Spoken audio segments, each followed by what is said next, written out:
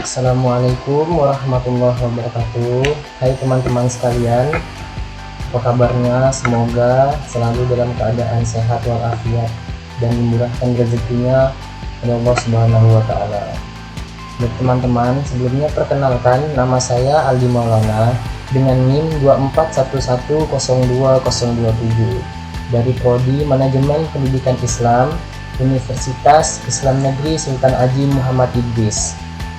Nah, di sini saya akan sedikit menjelaskan terkait materi filsafat umum dengan dosen pengampu Bapak Dr. Habib Anwar Al-Ansori, MPD. Nah, yang pertama yaitu tentang berfilsafat termasuk berpikir. Nah, teman-teman pasti bertanya, apa sih itu berfilsafat termasuk berpikir? Nah, di sini saya akan menjelaskan.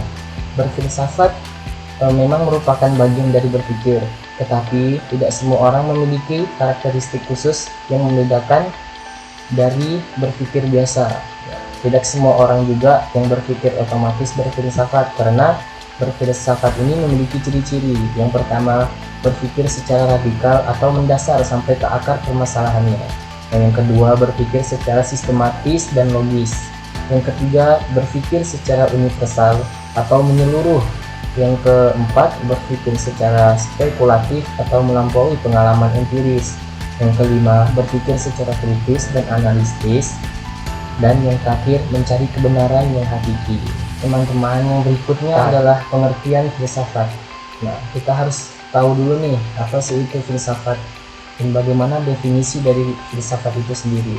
Nah, filsafat adalah suatu disiplin ilmu yang mengkaji secara mendalam tentang berbagai hal yang berkaitan dengan kehidupan, pengetahuan, realitas, moralitas, eksistensi, dan makna. Nah, secara umum itu filsafat berusaha mencari jawaban terhadap pertanyaan-pertanyaan mendasar tentang dunia, manusia, dan hubungan keduanya dengan cara rasional dan sistematis. Nah, kata filsafat itu sendiri pun berasal dari bahasa Yunani, yaitu filosofia, yang berarti cinta akan kebijaksanaan. Filos yang artinya cinta, sophia atau kebijaksanaan. Nah, oleh karena itu, filsafat sering dianggap sebagai usaha untuk mencapai pemahaman yang lebih dalam tentang kenyataan dan nilai-nilai yang mendasari kehidupan. Nah, baik, yang selanjutnya yaitu objek filsafat. Nah, di sini objek filsafat itu ada dua. Yang pertama, objek material. Nah, objek material ini yaitu adalah hal atau fenomena konkret yang ada dalam realitas dan bisa menjadi bahan kajian filsafat. Nah, contohnya itu ada seperti manusia, alam, dan masyarakat. Nah, objek material ini sendiri pun mencakup segala sesuatu yang bisa dijangkau dan dipahami oleh panca indera atau pikiran manusia. Nah, yang kedua ada objek formal. Nah, objek formal ini sendiri lebih kepada cara pandang atau pendekatannya yang digunakan dalam mempelajari objek material. Nah, misalnya seperti filsafat memandang manusia bukan hanya sebagai makhluk biologis, tetapi juga sebagai makhluk berpikir dan sosial yang memiliki nilai-nilai moral dan etika. Nah, baik teman-teman, yang selanjutnya yaitu cabang-cabang filsafat. Nah, cabang filsafat ini ada 6. Nah, yang pertama yaitu metafisika, epistemologi, aksiologi, etika, estetika, dan logika. Nah, di sini saya akan menjelaskan sedikit tentang 6 dari cabang-cabang filsafat itu sendiri. Nah, yang pertama metafisika. Nah, metafisika ini cabang yang mempelajari tentang hakikat realitas yang ada di balik kenyataan yang kita lihat. Nah, yang kedua epistemologi. Nah, cabang ini mempelajari tentang teori pengetahuan, mempertanyakan apa itu pengetahuan, bagaimana kita tahu sesuatu, dan sejauh mana kita bisa mengetahui kebenaran. Nah, selanjutnya yaitu aksiologi. Nah, aksiologi ini adalah cabang filsafat yang membahas tentang nilai, khususnya mengenai nilai baik dan buruk atau yang bernilai dan tidak bernilai dalam kehidupan. Nah, selanjutnya yaitu etika. Nah, etika ini adalah cabang membahas tentang moralitas dan nilai, menanyakan apa yang membuat tindakan benar atau salah, baik atau buruk. Ini juga termasuk filsafat moral. Nah, yang selanjutnya estetika. Nah, estetika ini tentang seni, keindahan, dan bagaimana kita menanggapi hal-hal yang indah, termasuk pertanyaan seperti apa itu tindakan. Nah, selanjutnya itu logika. Nah, logika ini sendiri berfokus pada penalaran atau argumen yang sahih. Cabang ini mempelajari aturan-aturan berpikir yang benar agar argumen tidak vulgar. Nah, yang selanjutnya yaitu pendidikan ilmu, agama, dan filsafat. Nah, di sini saya akan menjelaskan dari ketiga poin tersebut.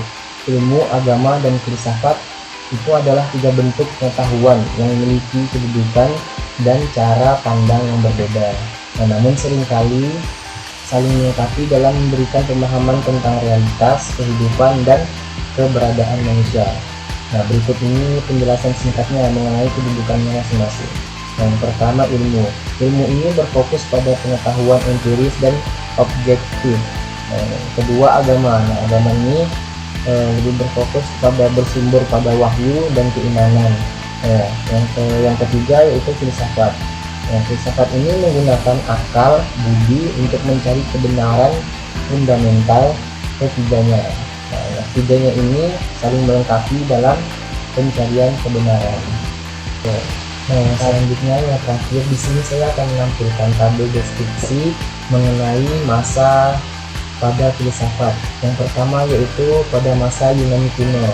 Nah, di sini ada tokohnya. Yang pertama yaitu Thales. Nah, dia di sekitar tahun 624 sampai 546 sebelum Masehi. Nah, pemikirannya sendiri itu menganggap bahwa air adalah prinsip dasar atau arke dari semua yang ada.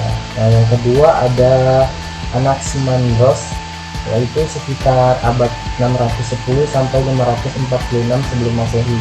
Nah, pemikirannya sendiri mengajukan konsep apeiron atau yang tidak terbatas sebagai asal mula segala sesuatu. Nah, di sini ada fase kedua yaitu fase Yunani klasik. Nah, di sini saya akan menjelaskan dua dari tokoh fase Yunani klasik ini. Selebihnya teman-teman bisa lihat pada tabel deskripsi yang sudah saya tampilkan. Nah, yang pertama yaitu Socrates pada abad 470 sampai 399 sebelum Masehi. Nah, beliau dikenal dengan metode dialog Socrates method yang mengajukan pertanyaan untuk menggali pemahaman moral dan etika. Dia percaya bahwa pengetahuan diri adalah kunci kebijakan. Yang kedua ada Plato dari abad 427 sampai 347 sebelum Masehi. Nah, dia sendiri adalah murid Socrates. Dia berpikiran bahwa teori atau ide atau berpendapat bahwa dunia nyata hanyalah bayangan dari dunia ide yang sempurna. Selanjutnya yaitu fase abad pertengahan. Nah, di fase abad pertengahan ini ada 4 tokoh. Saya hanya menyebutkan 2, sebelumnya teman-teman bisa lihat juga. Nah, yang pertama yaitu Augustine dari abad sekitar 354 sampai 430 Masehi. Nah, pemikirannya yaitu mengembangkan konsep iluminasi ilahi dan memandang waktu sebagai sesuatu yang diciptakan.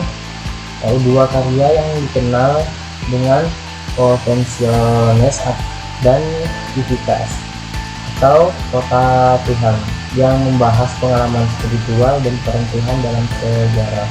Yang kedua ada Thomas Aquinas dari abad sekitar 1225 sampai 1274 Masehi. Tokoh besar dalam Aristoteles dengan teologi Kristiani. Dalam karyanya Summa Theologica, dia mengajukan 5 argumen atau bukti eksistensi Tuhan yang menggabungkan akal dan wahyu.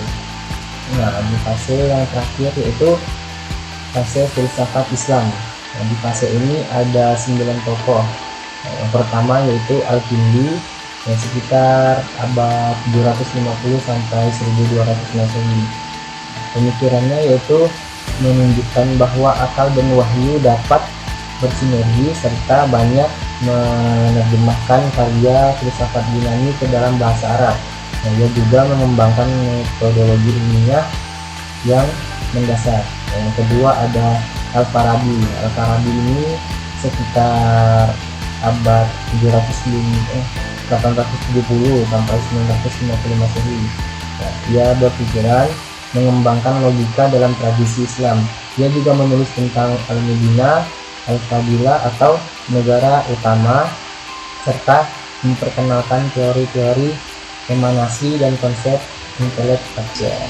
Demikian penjelasan materi dari saya mengenai filsafat umum.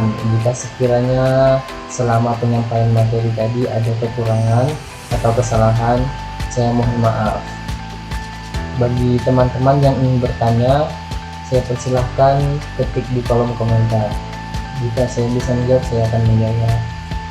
Lebih dan kurangnya saya ucapkan terima kasih. Assalamualaikum warahmatullahi wabarakatuh.